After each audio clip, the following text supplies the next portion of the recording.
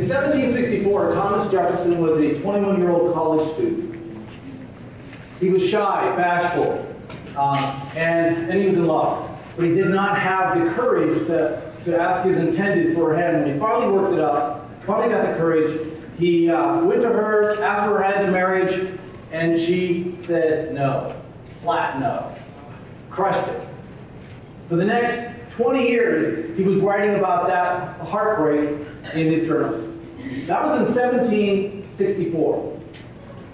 In that same year, 1764, James Madison was a 12-year-old schoolboy. He had been infirm most of his life, early life. He was bedridden for a long that. And so he finally out of boarding school.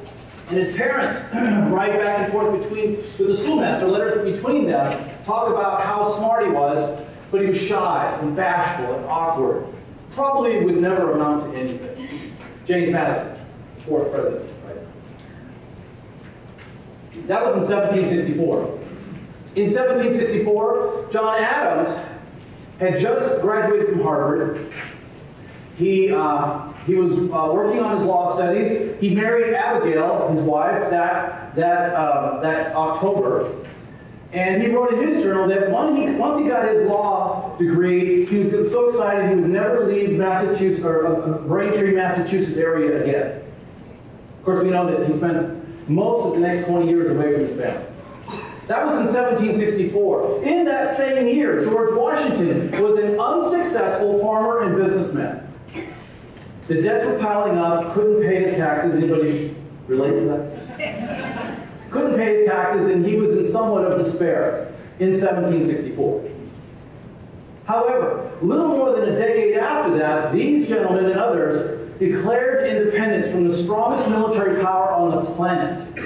A decade after that, they combined with others, and they created a form of government that has provided more freedom for more people than any nation on the face of the earth.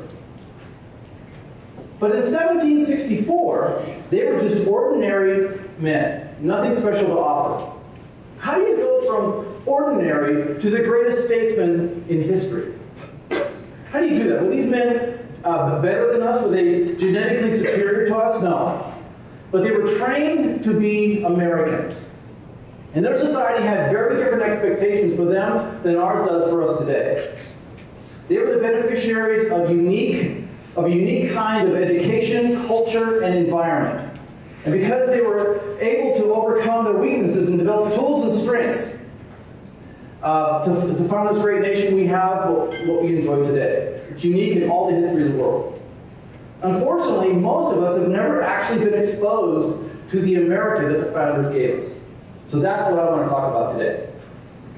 As real estate investors, we are part of one of the most important businesses in America. Buying and controlling real estate helps our country's economy in ways that nothing else does. But controlling real estate helps more than just the economy. It's the very core of freedom and the American dream. And that dream is under attack, yes or no? Yes. In fact, I would submit it's on life support. So this morning, we're going to talk about some very important things. We're going to talk about what it means to be an American. We're going to talk about how we're losing our country, and we're going to talk about how we, as investors and controllers of real estate, can stop that and reverse it. There are 5 ideals upon which America has been founded. You should all have a handout in front of you. There are 5 ideals upon which America was based. 4 of them were already lost. Now remember, this is an America that many of you may not have been exposed to. 4 of them already lost. Freedom is the one that we still know of, but it's almost gone. So what are the other 4? Well, let's talk about, first of all, this concept of American. Think of it. American. That word actually used to mean something. You can be American, and you can be un-American. You can be un-American even if you were born here. You can't be un-Irish. You're born in Ireland. If you're Irish, you're born in Ireland.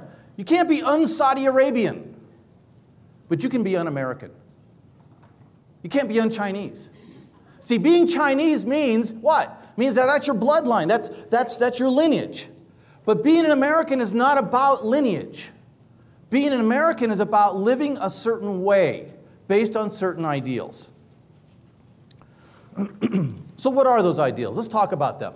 I guess I have to click this. The first one is called GEORGICS. Now, this may be a word that's new to you. It's new to most people, but it was not new to the American founders. It was in their letters and journals and speeches and sermons and newspaper editorials. It was all through their public debate. GEORGICS, GEORGICS, GEORGICS. They talked about it all the time.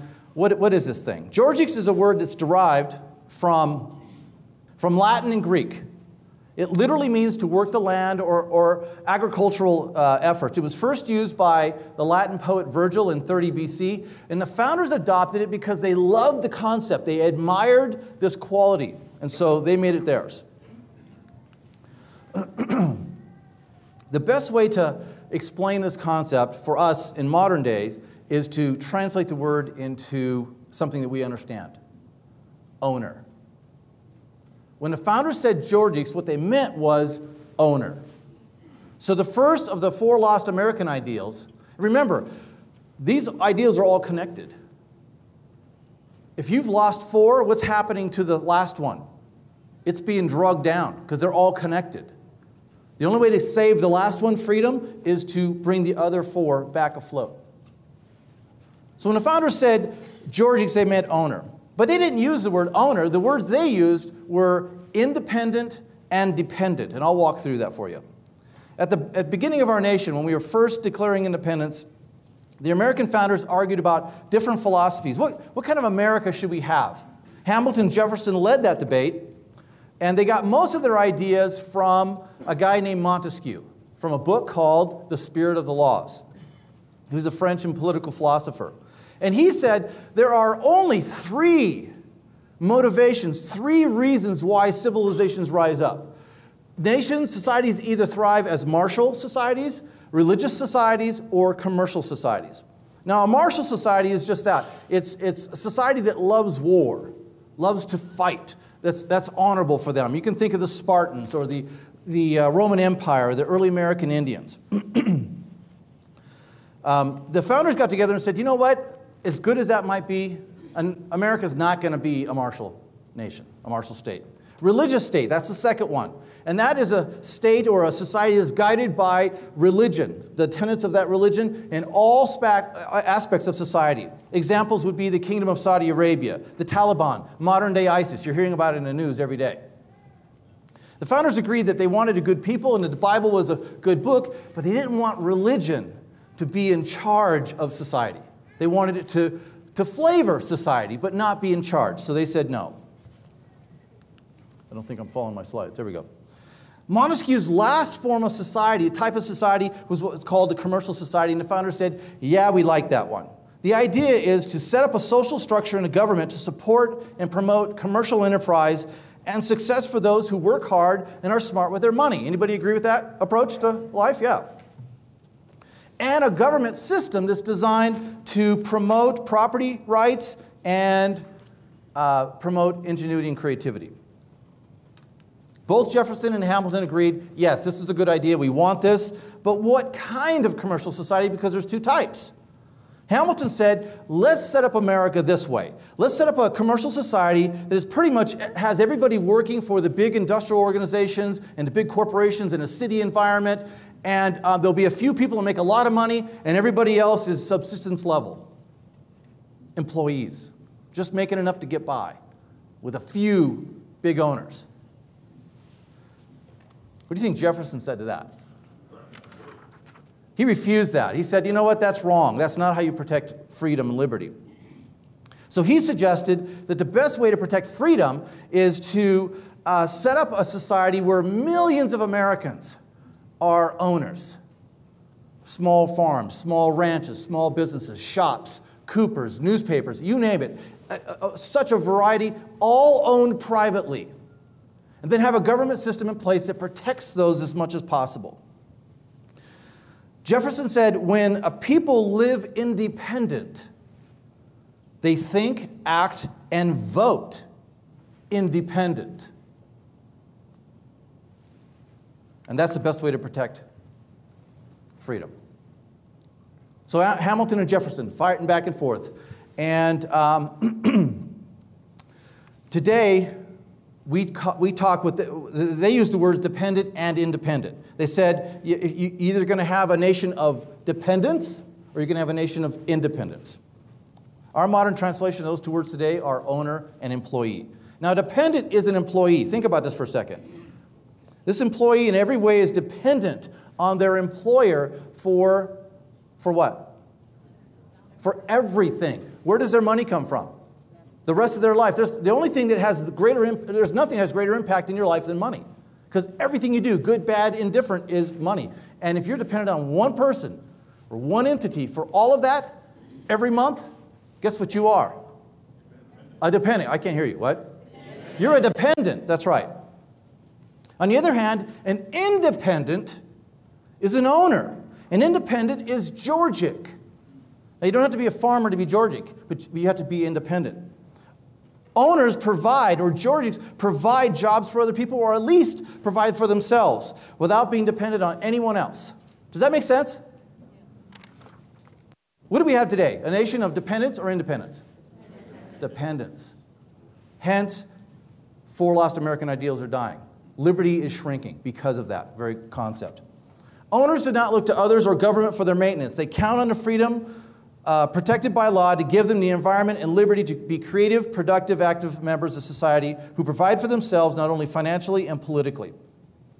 Now, most of us, I want to make a connection between Strongbrook and liberty. And I know that Chris has been talking about it, and that's good, and I'm glad he is, but I want to make a stronger connection for you. We all have our reasons for wanting to build our businesses, Strongbrook, improve our families, our finances, better life, secure retirement. Let me add one more to your list, and I hope you write this down in bold letters. Liberty. Here's why. The single most important thing you could do to protect liberty is to encourage people to own property. Property has financial ramifications, and property ownership has political ramifications. If you don't understand what that means, find me after this lecture and I will explain it to you. Steve Palmer will explain it to you. You want to get people involved politically? Don't tell them to join a party. Get them to buy property. Then when the laws start going bad, what do people do? They get concerned and up in arms because you're messing with my property. You get it? All right. I'm getting off track here already. GEORGICS, independence, owners. This concept is at the very heart of American freedom. Well, Jefferson won the argument. He said, he won the argument with Hamilton, and most of America went that direction. In fact, if you go back 1776, about 90% of the northern part of the United States were owners. 100 years later, 1900, 90% of the population in general were owners of their lands, of their businesses, some sort of enterprise. We truly were a nation of independence. Then a shift occurred, and the ideas of Hamilton took place. By 2014, this year, just over 100 years later, less than 10% of Americans are owners. Now, with less than 10% as owners, the impact on freedom has been devastating. Jefferson was right. You cannot have national independence without a nation of independence. Do you get it? A nation of dependents or employees can never be free. Number 2. I guess I should hit this. Okay. The second ideal that's lost is the concept of providence. Now, I go around the country and I've asked people all over for the last 20 years, what does providence mean? I get all kinds of answers. It means hand of God, it means Lady Luck, it means what happens in Vegas stays in Vegas, whatever, right? If you go back to the Federalist Papers, 1788, you're going to find the word providence all over the place. Providence wants America to do this. Providence wants us to do that. They talk about providence all the time. What did they mean when they said providence? What they meant was that if you're an American, you believe in God. Pure and simple. That's what being an American in the 17, 18, and early 1900s meant in this country.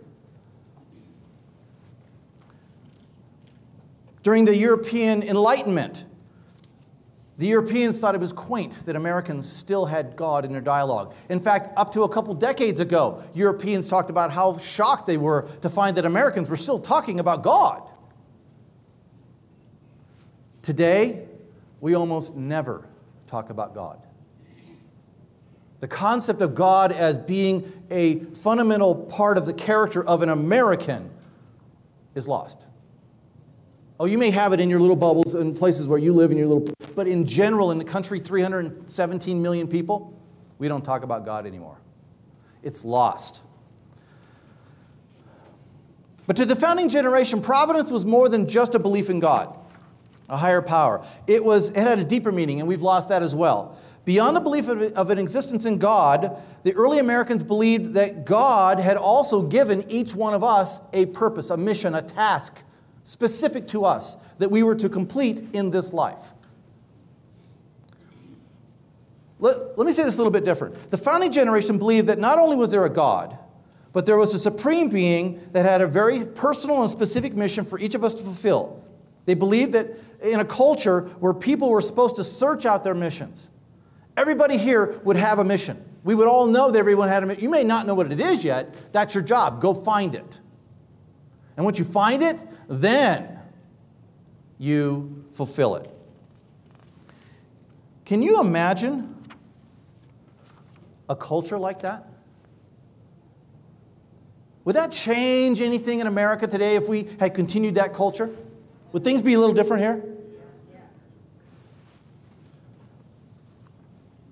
Providence meant that my whole life would be spent fulfilling a mission from on high. It would impact my actions and decisions. It would influence my character and relationships. Mission would drive what I did for a living, who I married, how I raised my family, how I treated my neighbors, how I impacted my community. Providence, in addition to being a belief in God, was a fundamental, formative principle in the founding of this nation, and it is gone. And that has had a very negative impact on freedom. When the founders said that they were Americans, what they meant was they believed in freedom. When the founders said that they were Americans, what it meant was they believed in a higher power. And they believed they had a mission. When the founders said they were Americans, what they meant was they were owners. We need more Americans in America.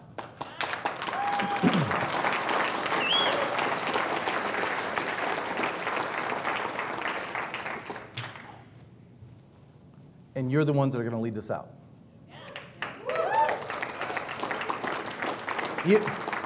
You can't help it. If you're going to own property, if you're going to encourage other people to own property, this is my motivation. It's not the money. For years now, I've been fundraising different projects. Money doesn't do it for me. This does it for me. If I can find ways to help other people become financially free and save liberty in the land, I'll be up. You can't sleep when that's burning in you. Get it? Is that burning in you? Okay. Now, perhaps this sounds very much like a domestic topic, this being American, but it really has a broader impact. I think we can all agree that American domestic policy can have an impact on buying and selling of real estate. Yes or no? Yes, it can. But American foreign policy also has a direct impact. In the world of international relations, there are basically three different ideas. Sorry. That was great. I didn't start my timer. Okay, good. I know how much time I have. Realism is the first one. Realism dictates that international relations are governed by internal national security concerns and are manifested by what we call a balance of power. Think of the relationship between France and Spain and England during most of the history of Europe. See that balance of power? That's because they were worried about internal national security issues. That's one approach to international relations. Another approach to international relations is what we call idealism. And idealism holds that the state should make its internal political philosophy its foreign policy, and is characterized by international collective security approaches like the League of Nations or NATO or the United Nations. Okay? Those are two different kinds that are out there, the two predominant. We as Americans, the United States, have a third option, or a third theory called American exceptionalism. American exceptionalism suggests that the United States of America is different than Europe and Asia, fundamentally different. America doesn't share the political and warfare history that the vast majority of the world does. It was founded in a very different way with very different philosophy, which means that America should do things different than the rest of the world. You would think that that would be a good thing, and that it would provide a buffer for American citizens and immigrants from the folly of the rest of the world. But you can only have the advantages of American exceptionalism if you experience American exceptionalism. And you can't have American exceptionalism unless you have America. And you cannot have America unless you have Americans living the 5 American ideals. You get that? So we have a dilemma. If we don't have real Americans, we lose the protection and promise of American exceptionalism. It's not there. It's not a theory. We get to decide whether that we have access to the third option or not by our own actions. It's not what the Republican Party does or the Democratic Party does. It's what Wileen does at her house.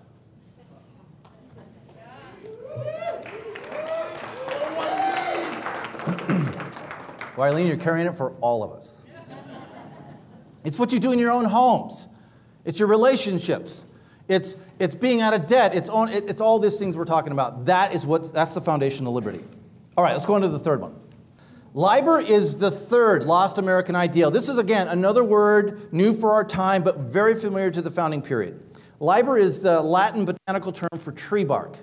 And I know you can see the significance right away. It is also the root word for library, liberty, and liberal, as in liberal arts education. So what's the connection?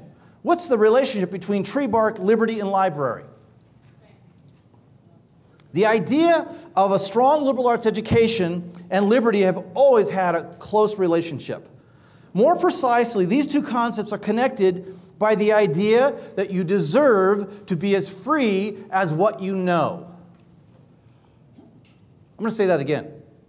You deserve to be as free as what you know. By the way, on the back side of your handout, there's a link. If you go to that link, you'll get a transcript of this lecture for free. Okay? You deserve to be as free as what you know. History is a monument to the idea that your freedom is based on what you know, what you understand, and how you apply that knowledge to your life. I mentioned tree bark. In ancient times, tree bark, among other things like animal skin, papyrus, those kinds of things, were used to record history, engage in commercial transactions, communicate in general. In ancient Greece and Rome, if you had a skill set of reading and writing and calculating and engaging in contract and such, using tree bark, you were considered liber. If you didn't, you were either a slave or you're part of the very poor class. Now, let's not confuse literacy with liber. They're not the same thing. There were slaves who could read. But liber is so much more. Liber gives you the power to understand the meaning behind the words and phrases and the ability to interact with others in such a way as to fulfill your mission, increase your wealth, and impact society. In ancient Rome, there were two classes of society, slaves and liber. And I would submit today that those two classes are in existence right now. We are either a part of the liber class, or we have a basic literacy and we're part of the modern slave class. Fortunately, anybody can move from the slave class into the liber class, but guess who has to do the work?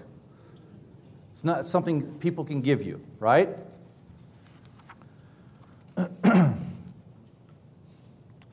Let me better explain liber by saying it this way.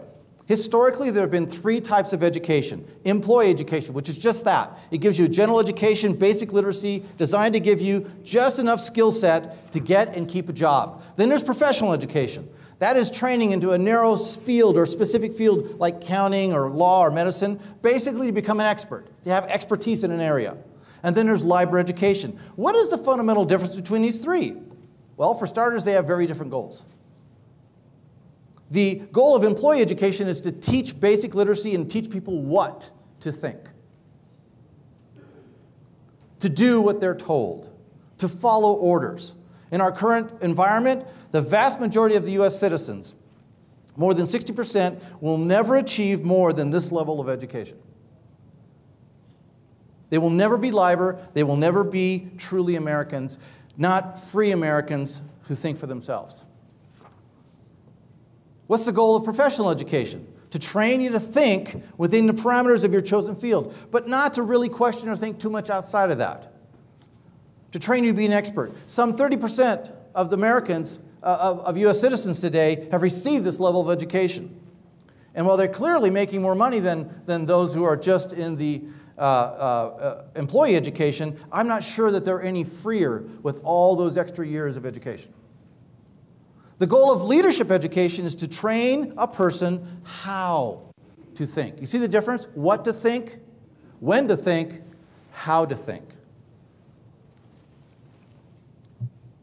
To question, to ponder, to calculate, to challenge. Not to be a troublemaker, but to ensure the stability and soundness of culture and society. The purpose of library education is to create a nation of thinkers, because a nation of thinkers will be a nation of owners, and a nation of citizens pursuing providence, and that is the only way to protect freedom. There's nothing wrong with being an employee. Please don't take offense.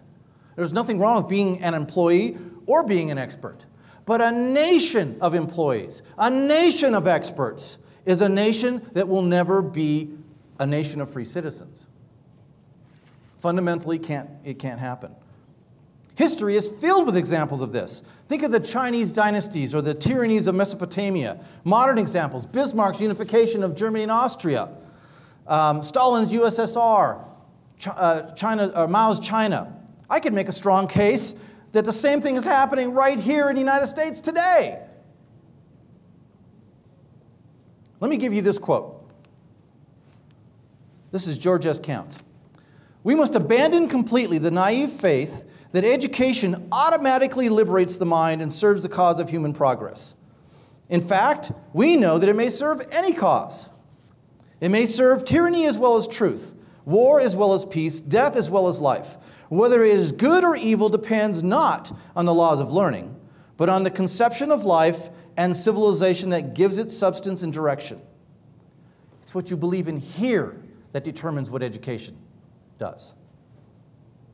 In the course of history, education has served every purpose and doctrine contrived by man. If it is to serve the cause of human freedom, it must be explicitly designed for that purpose. So now you have to ask yourselves, what type of education serves tyranny and war and evil? What type of education serves good and truth and peace and freedom? Well, how do you tell what an education system is designed for? How do you know that? Easy. You go back in history and you look what other countries and kingdoms have used education for. How have they used it and what were the results they accomplished? Then you can tell. Conquering nations that wanted to unify, they came in and took over a new population, they wanted to control it, would force them to all study the same curriculum. Kind of a conveyor belt approach. Often changing or deleting much of the history of the culture. They would use textbooks especially designed to manipulate the people to think a certain way that always benefits the rulers. These methods were designed to override individualism, to force the people to fit in, to conform to a path that best suited the government or the ruling class.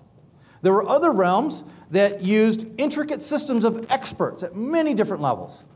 Chinese comes to mind. To manage and govern the people. There were different languages used even to control the people. The government would speak one language, the people would speak another. Unless you could speak the government language, you could not interface with the government. You couldn't be in government. That's how you control the people. These methods have been used for centuries to train followers and employees, to create a population that follows the lead of the ruling class and does not rock the boat. These methods were and are very efficient in training the masses to do what they're told, to follow whatever leader's in place, regardless where they're leading, to do repetitive tasks, to stay in their place, to do their job without question. These methods are not designed for the benefit of the people at large. They are not designed to improve freedom or individual happiness and wealth.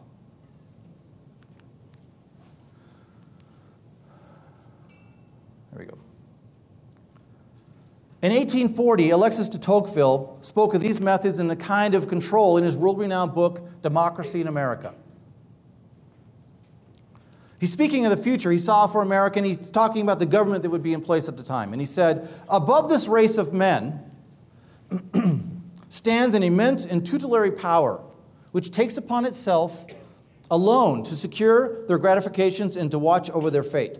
That power is absolute, minute, regular, provident, and mild. It would be like the authority of a parent if, like that authority, its object was to prepare men for manhood. But it seeks, on the contrary, to keep them in perpetual childhood. It is well content that the people should rejoice, provided they think of nothing but rejoicing. For their happiness, such a government willingly labors, but it chooses to be the sole agent and only arbiter of that happiness. It provides for their security. Now think of modern America. It provides for their security, foresees and supplies their necessities, facilitates their pleasures, manages their principal concerns, directs their industry, regulates the descent of property, and subdivides their inheritances. What remains but to spare them all the care of thinking and of all the trouble of living? Thus, it every day renders the exercise of free agency, liberty, of man less useful and less frequent. It circumscribes the will within a narrow range and gradually robs of man of all the uses of himself. The principle of equality has prepared men for these things. It has disposed men to endure them and often to look upon them as benefits. That was 170 years ago. Tocqueville is known as the prophet of America. Library education has always been very different from employee or expert education. And early American education was very different from what we have today. Education in America from 1607 to the 1940s, nearly 350 years, was library education. It was designed to create yeomen, a specific kind of human being that could fend for themselves, who were self-governing, self-regulating, self-reliant, self-determinate, autonomous, and private. In a word, independent. Can you imagine an education system that is designed to create independent Americans? I think you could make a case that we have something else going on in America today. Instead of a manipulated and directed curriculum, library education promotes the study of classics, of history and war and literature and science and mathematics, the arts, debate and rhetoric, ancient languages, diplomacy, leadership, etc., both from the Eastern and the Western worlds. It encourages deep study and pondering, probing questions, and the challenging of historical assumptions. If a tradition cannot stand up to questioning, it's probably not much of a tradition. Rather than teachers who force a specific curriculum on a student, library education uses mentors to guide and inspire students through their studies, often adding readings around the student's interests. The entire purpose of library education is to assist in the development of the student based on his or her providential mission or purpose. The point is that if you want to be an American, if you want your family to be American, if you love freedom and independence, you have to be liber. Say it. You have to be, we get used to using that word, liber. You have to be liber. If you want to succeed in your businesses, you cannot depend on Chris and Kevin and Stephen to do everything. They've got a good system for us. We have to use our brains. We have to become investors. Right? If you don't have an investor mindset, what are the chances that they're going to be able to really do a great program for you? None. We have to become liber. And that means know everything about everything. It'll take you a lifetime, don't worry. What are the chances that your children will become liber if you are not? What are the chances that your posterity will be American if you are not? Now, at this point, I want to create a distinction between what we're talking about. Everything we've covered so far up to this point is for all Americans. Okay? This next concept that I want to talk about, the fourth lost American ideal. By the way, what are the first three we talked about? We talked about GEORGICS, Providence. Very good. Is it up there? No, it's not up there. Okay, good. Very good. I want to talk about the fourth lost American ideal, and it's for a very special group. This is the group of you who have basically made it. You're already owners. You already pretty much know what your mission is. You have a sense of that. You're on your way, or I've already achieved library education. You're there. You're the people in this organization and group that, whether you're in administration of Strongbrook or not, people look up to you. You're the leaders. Those of you who have made it, moved on, you're benefiting from all the things that we talk about, you're already there. The fourth lost American ideal is for you. The fourth lost American ideal is a concept called public virtue. This is another phrase that's been lost. When I talk about public virtue, people say, oh, that means being virtuous in public.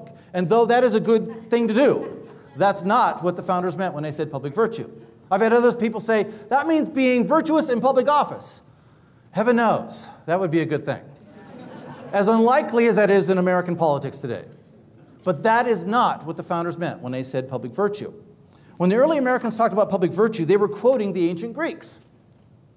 The early Americans were library educated, and they read the Greek and Roman writings. They didn't do it because they were forced to. They did it because they were building a new society, and they wanted a society of free men and women, of owners. So they were looking for the freedom recipe. In the ancient Greek and Roman writings, they found detailed discussions about virtue. But there were many different kinds of virtue. It's sort of like the Eskimos. The Eskimos have at least 10 different languages for the word that we would translate to snow. Why? Well, because they have cold snow and ice snow and soft snow and quiet snow and loud snow. They have all these different kinds of snow, and they have different words for them. We would just put them all in one thing and translate it as snow. Well, the Greeks did the same thing. They have lots of different words for different kinds of virtue. When we translated that into English, we had to add descriptive words to clarify what kind of virtue we're talking about. So the Greeks talked about religious virtue, manly virtue, private virtue, public virtue, feminine virtue. Lots of different kinds of virtues. Now, even though the founders thought that private virtue was a good thing, most of their writings talk about public virtue. Why? Because private is private. I'm not going to tell you how to be private virtue, how to have private virtue, but I am going to talk about how to have public virtue, because public virtue means voluntarily sacrificing personal benefit for the good of society. Now, in the years that I've been teaching this, I have found that most of us go, what? Because we don't really see examples of this in our culture, and so we don't really even know what it means. The founders not only valued public virtue as a means of becoming an American, but they practiced it. Thomas Jefferson, as well as 55 other founders, at the time signed their names to an illegal document. You know what that illegal document was? Declaration of Independence. It was illegal at the time. They risked everything. They put their lives on the line for their freedom and for the freedom of countless generations. Because we have a national employee education system in our country, we have lost a lot of our history. We seldom hear about the acts of public virtue done by past Americans, which is a good reason why we don't have too many acts of public virtue with modern Americans, right? We have no role models. While there are literally hundreds of accounts of American public virtue, in interest of the time and to better understand public virtue, allow me to share a couple of these stories with you. You may have heard of Jefferson writing and signing the Declaration of Independence, but you may not have heard of what happened afterwards. Once the Declaration was signed and circulated, all of the signers were charged with high treason. And if I had time, I'd go through the process. If you were prosecuted and convicted of high treason, what they would do with your body.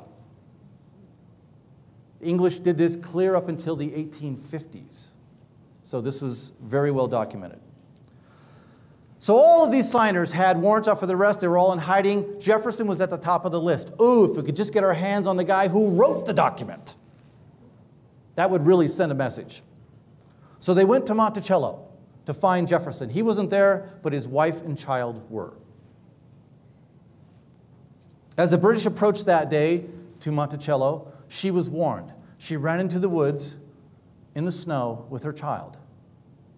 They both later died They were able to avoid the British, but they both later died from complications from exposure. Now, Jefferson was willing to sacrifice himself. He wasn't probably thinking about sacrificing his family. But inadvertently that happened. And he lived with that loss for the next 60 years of his life. That, ladies and gentlemen, is public virtue.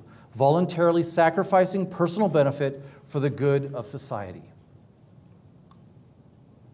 Those who engage in public virtue do not get to choose the sacrifice or the severity. All they can do is see where the world is, see where it should be, put themselves in between, and hope that their sacrifice will bridge the gap for future generations. Do we teach that? Is this a concept we teach in our education system, that we should do this? No. Another signer of the Declaration of Independence was Robert Morris.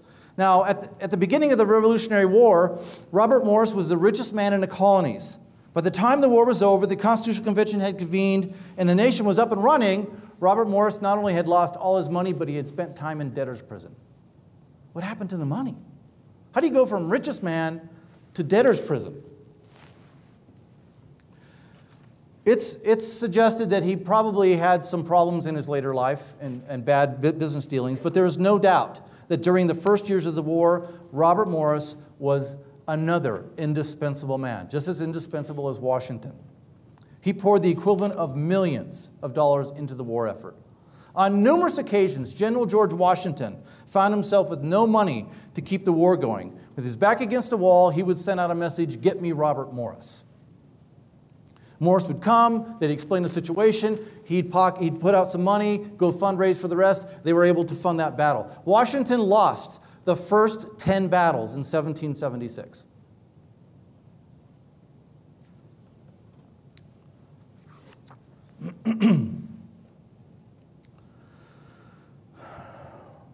This happened over and over again through that whole year. Congress was not paying, was not providing any money. The colonies weren't providing. Half the people in America at that time, leadership did not want Washington as the general. They thought he was a local yokel, couldn't do the job. But Morris is still funding every one of these battles. 1, 2, 3, 4, all the way up to 10. And every battle, what? Lost.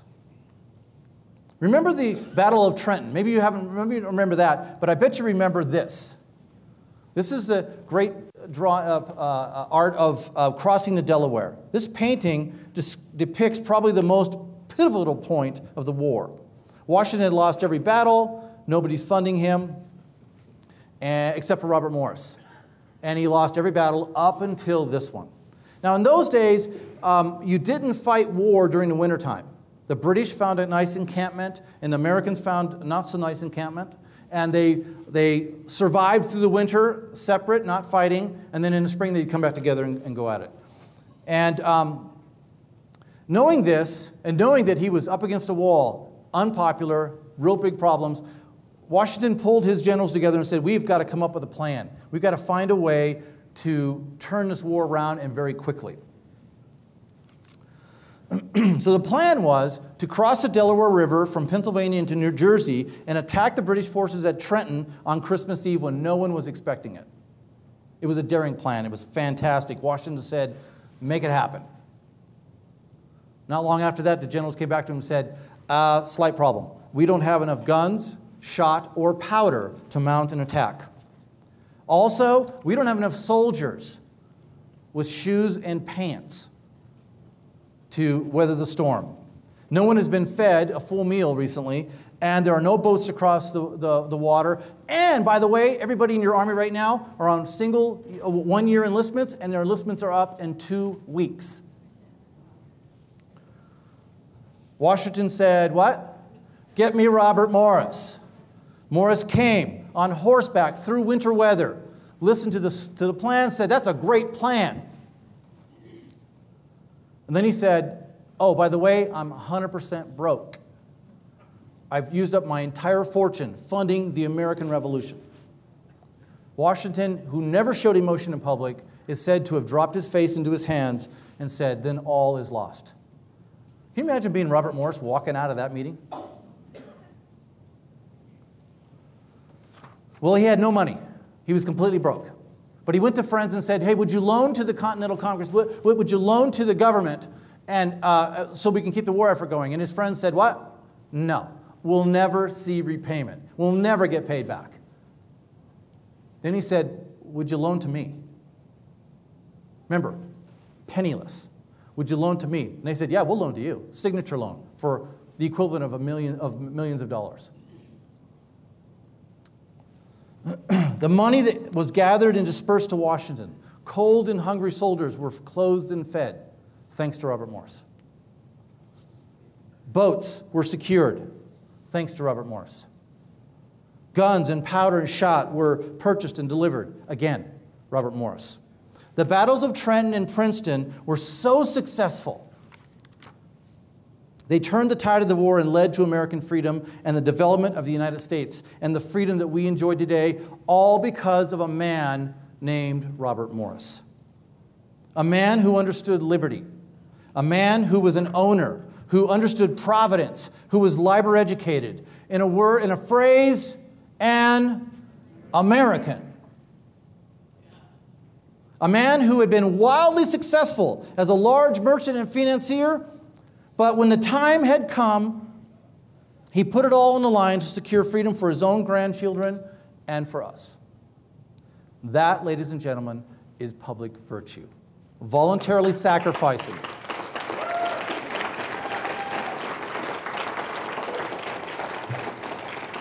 Voluntary sacrificing, personal benefit for the good of society. Last story and then we're done. I've got time here.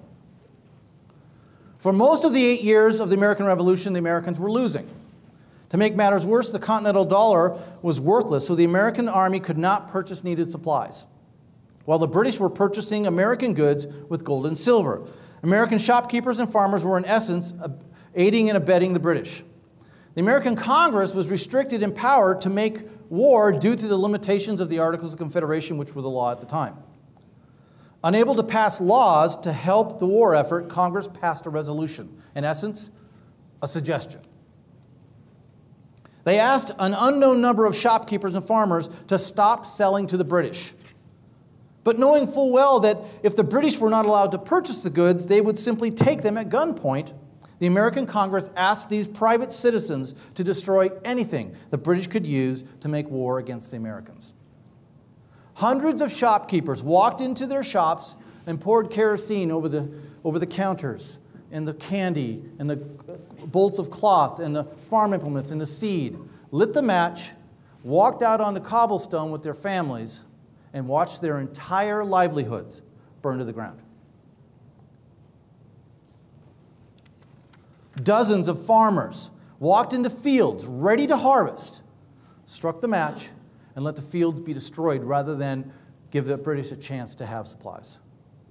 They moved into winter without any food to survive the coming hardship. These families were never reimbursed by the government. We don't even know their names, but we can never forget their actions. My friends, that is public virtue. Voluntarily sacrificing personal benefit for the good of society. Now, over the years, as I've taught this and watched others teach this, the thought always comes to my mind, what would I have done?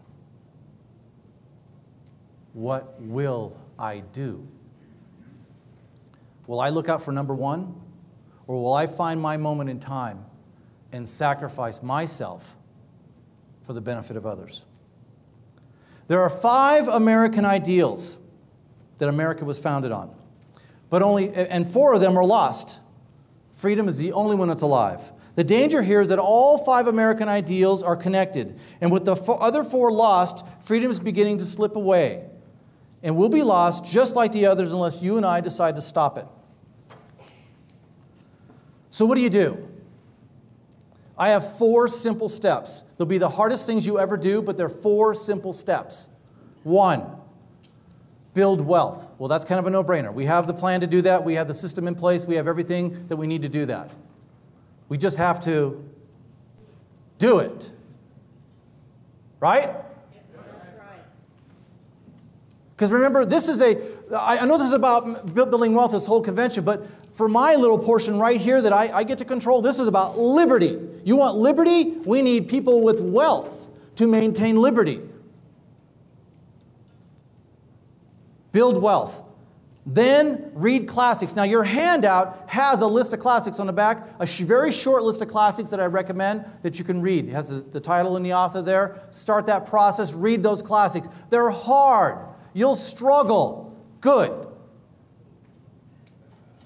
No one ever grew by reaching up to a bar that was at their chin. The only way you grow is reaching for the bar that's where? Over your head. So good. If you have troubles reading the classics, you want some help with that, call me. Literally. Call me. 435-590-1661. Just call me. I'll walk you through it. As you read those classics, you're going to find things that are poignant. You're going to find principles. When you find those principles, live by them. And then teach it to your families and to your teams. 4 steps: build wealth, read classics, live by the principles you find, and teach it to others. There's a copy of this lecture. There's a link there. You can go there and get that. I don't know what specific challenges lie ahead. I don't know that anybody knows. I hope they're not as drastic or painful as the ones that the founders had to go through. But I do know that ours are overdue. If you think that the troubles we've gone through in 2001 and 2008, that was our time and now we're going to be flying, no, I got news for you. That's not the case. Those were the calms before the storm. I do know this, that when those challenges come, Americans will stand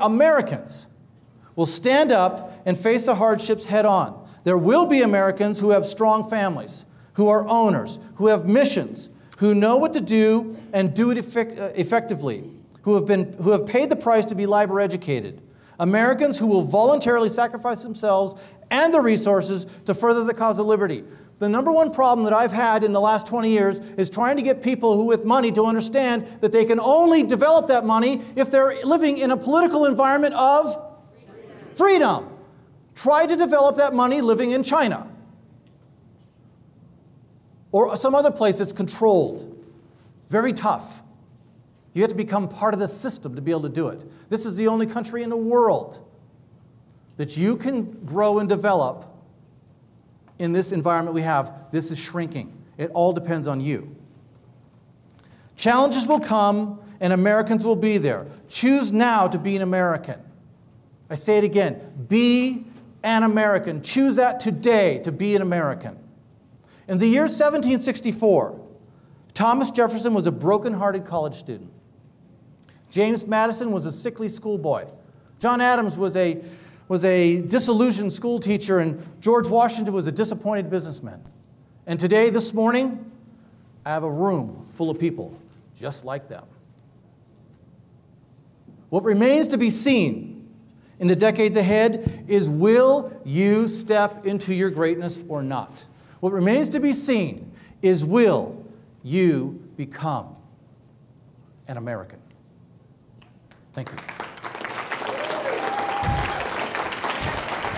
Friends, give it up for Dr. Shanon Brooks. Wow.